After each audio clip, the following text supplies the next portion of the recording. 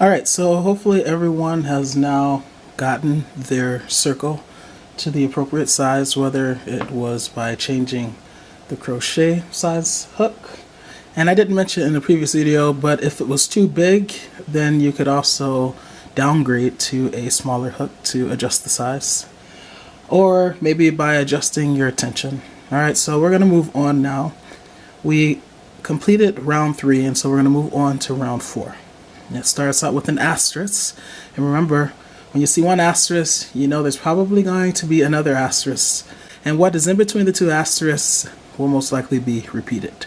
So it says asterisk 2 DC into next stitch. So remember, we always have to chain 2 at the beginning of every row, okay? And it says 2 DC into next stitch, but it also earlier in the pattern said that the chain 2 counts as the first double crochet now and throughout.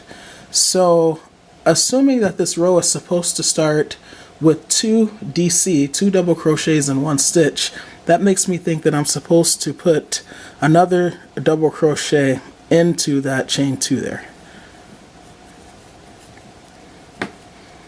And this begins the part that will be repeated. So that's the 2 DC into next stitch. And then it says 1 DC in next 2 stitches. So that simply means put 1 double crochet into the next 2 stitches. So remember these 2 here, remember the chain 2 counts as a double crochet. That and that actual double crochet are into that stitch, the chain 2. The next stitch is this actual double crochet. So we're going to put 1 DC, 1 double crochet into that stitch, okay?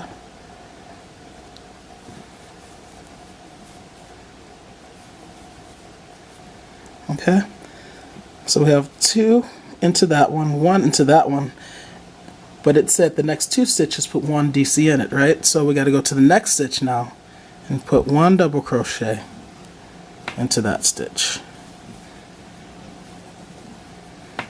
And then you see the end of their asterisk, and it says repeat around 50 stitches. So basically that means that we're going to repeat that pattern, that 2 1 1 2 1 1 all the way around, and we should have a total of 50 stitches. Now remember, we ended up with 39 stitches in the previous video, so we may not have 50, we might have 51, we shall see, okay?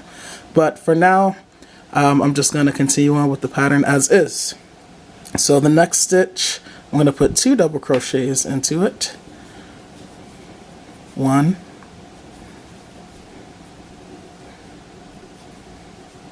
2, so I just put 2 in there, and I'm going to put 1 double crochet to the next 2 stitches. So 1 double crochet in that stitch, and then the next one, I'm going to put another one.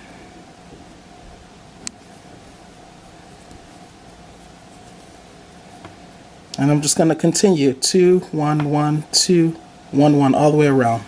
Okay, I will meet you back once I come to the end of the row. Okay, I'm back, and while I was away, the yarn changed color again. I'm sorry you guys missed that. But I have 3 more stitches to work into following that 2 1 1 pattern, and I just want to show you the last 3. It was 2 1 1. And looking at this is going to be 2 1 1 again. So I started with the 2 1 1 pattern, and remember I told you you should end with that same pattern. So you should end with the 2 and then 1 1 pattern. I would be concerned if if this last one was a 2, or if it ended 2 1. It ended on a 1 instead of a 1 1, okay? So the fact that it started with this 2 in that first stitch, 1 1, and it ends with 2 1 1, that leads me to believe that I'm doing the pattern correct, even though the number of stitches that I counted differs from what was in the written pattern. It said it should be 38. So you guys know what time it is. It's time to count these stitches before we go on. Alright. 1 2 3 4 5 6 7, 8, 9, 10, 11, 12, 13, 14, 15, 16, 17, 18, 19, 20, 21, 22, 23, 24, 25, 26, 27, 28, 29, 30, 31, 32, 33, 34, 35, 36, 37, 38, 39, 40, 41, 42, 43, 44, 45, 46, 47, 48, 49, 50, 51, 52. Alright, so it looks like I counted 52 stitches. But it's okay, we're going to continue on, keeping on. Okay, so as I said, we counted 52. It says there should be 50, but we're going to keep on. Sometimes you just have to trudge through these patterns. Sometimes there are errors, there are typos in the pattern itself. Sometimes, you accidentally put the wrong number of stitches in the row, which is why I am so anal about counting and double counting and stuff. So you just have to pay attention, and sometimes because of the way a pattern is written, when you read it, you think you're supposed to do it a certain way. But as I said, I read the comments on the website, and there are tons of comments talking about how the numbers that are in the written pattern, the total number of stitches that are listed, that are written in the pattern, are not correct. So I'm just going to keep on keeping on. Remember, the purpose of this video is to help you better be able to read a pattern, and I'm still achieving that. So even if we have a different number of stitches, we're going to keep on going. It's still a learning experience. In addition to teaching you how to read a pattern, you're learning about the difficulties that you can encounter while following a written pattern as well. Alright, so last thing it says in this round 4 is join to top of chain 2. So remember, that's the 2 chain group. 1, 2, that's the top of chain 2 with a slip stitch. So just go through all the loops until there's one loop left on the crochet hook. Something else that I just realized that I want to mention to you now is, remember I told you at the beginning of round 4 it didn't tell you to chain 2. But at the end of round 4, it's telling you to join to the top of a chain 2. So that right there is the proof that you obviously have to start the row with a chain 2, right? Because if you didn't start the row with a chain 2, there would be no chain 2 at the end to join to create a slip stitch. So that's just further proof for anyone that might have been doubting that I'm doing the right thing by chaining 2, even though it doesn't say it. There's the proof. Alright, let's move on to round 5. It starts with an asterisk, 2 DC into next stitch, 1 DC in next 6 stitches, and asterisk, repeat around for a total of 55 stitches. So we already know we're going to have more than 55 stitches, so don't worry about that. For now, just proceed as always. Start with a chain 2, 2 DC into next stitch. So remember, we already said that we're always going to put that next DC into the same chain 2, into that same top chain of the chain 2. And now we're going to put 1 DC in next 6 stitches. So for the next 6 stitches, we're going to put 1 double crochet in it. So here's the next stitch. Okay, and I like to count 1, 2, 3, 4. This is how I keep track when I'm crocheting. 5. Like I said, I count out loud or also in my head. 6. Okay. Alright, so we've created one iteration of the pattern. We put 2 double crochets into that first chain 2, and then we follow that up with 6 double crochet, 1 in each stitch. 1, 2, 3, 4, 5, 6. So I know now it's time to repeat that pattern. So I'm going to put 2 double crochet into that stitch. So go back in and put a second one in there, as you see. Okay. And now I'm going to put 1 double crochet into the next 6 stitches. So that's 2, 3, 4, 5, 6. Okay. And any place where I put 2 double crochet into 1 stitch, in all these rows that we've done that, basically what we're doing is we're increasing our number of stitches, which is why each successive row has had a higher total number of stitches, and it's because we're trying to expand it. We're trying to make the circle bigger so that it will be able to fit on a man's head, right? So yeah, I've done 2, 6, 2, 6. I'm just going to repeat that around and I will meet you at the end. Okay, so I completed a 2 and then 6. 1, 2, 3, 4, 5, 6. And now I only have 3 more stitches on this row, so it's not going to end in the 2, 6 pattern. Off camera, I did double check to make sure I didn't add any stitches or put 2 stitches where I shouldn't have. I made sure basically that I maintained the 2, 6 pattern. So I'm just going to continue going with it. This is what you do, people. Alright, so we'll put 2. Yeah, you guys get to see the color change. That's cool. 2 in this one. And then I should have 6 more stitches, but I only have 2. So I'm just going to put 2 more on this row. 1 in each stitch below. Okay, so it says I should have a total of 55 stitches, so I'm going to count. Just curious to see how many stitches I actually do have, since I don't have the number that they say that I should have. So 1, 2, 3, 4, 5, 6, 7, 8, 9, 10, 11, 12, 13, 14, 15, 16, 17, 18, 19, 20, 21, 22, 23, 24, 25, 26, 27, 28, 29, 30,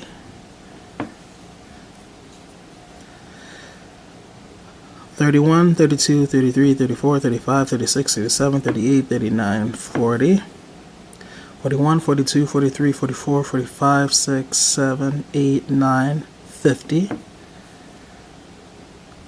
1, 2, 3, 4, 5, 6, 7, 8, 9, 60.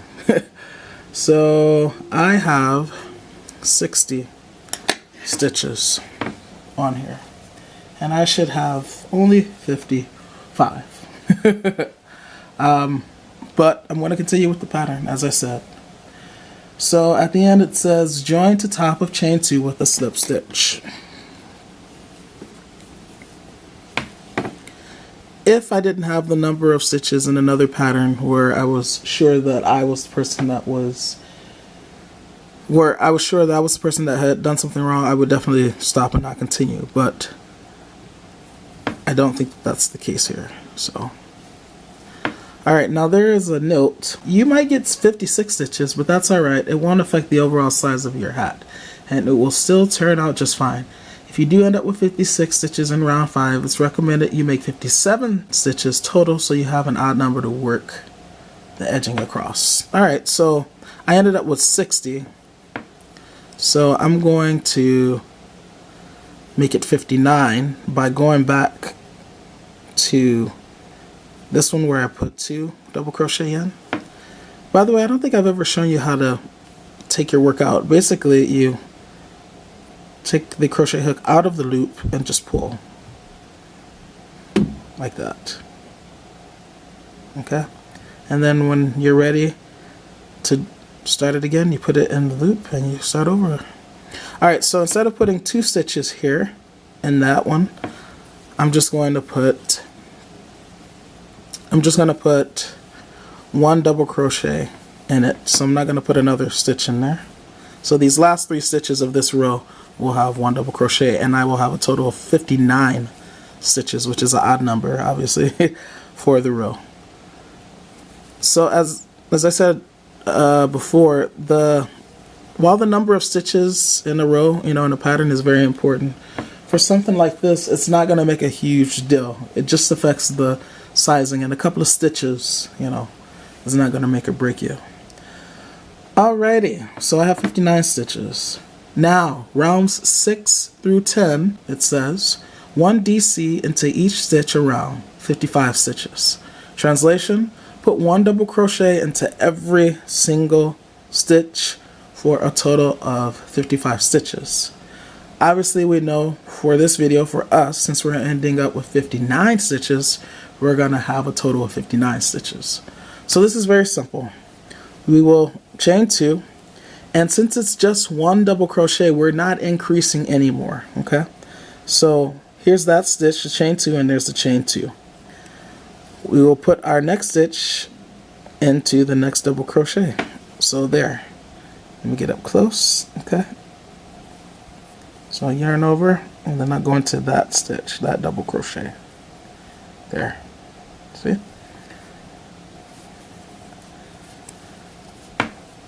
And now 1 DC into each stitch. So we're no longer increasing, we're just maintaining the total number of stitches for each row, which in our case is 59, okay? So I'll meet you back once I get to the end of this row.